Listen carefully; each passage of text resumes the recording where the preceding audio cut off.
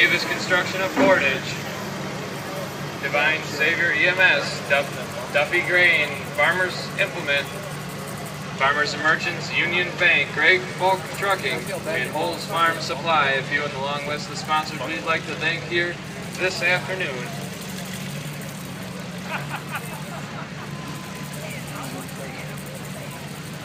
Our first diesel pickup up, a 2004 Dodge 5.9 Cummins. Nick Neiman's doing the drive.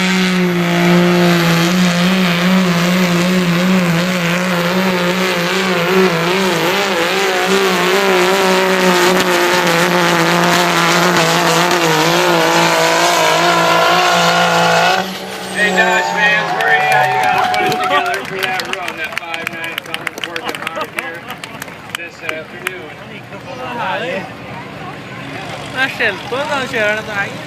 I'm in field side. Doug Bergen on an Alice C 1944 model making his way down through the track.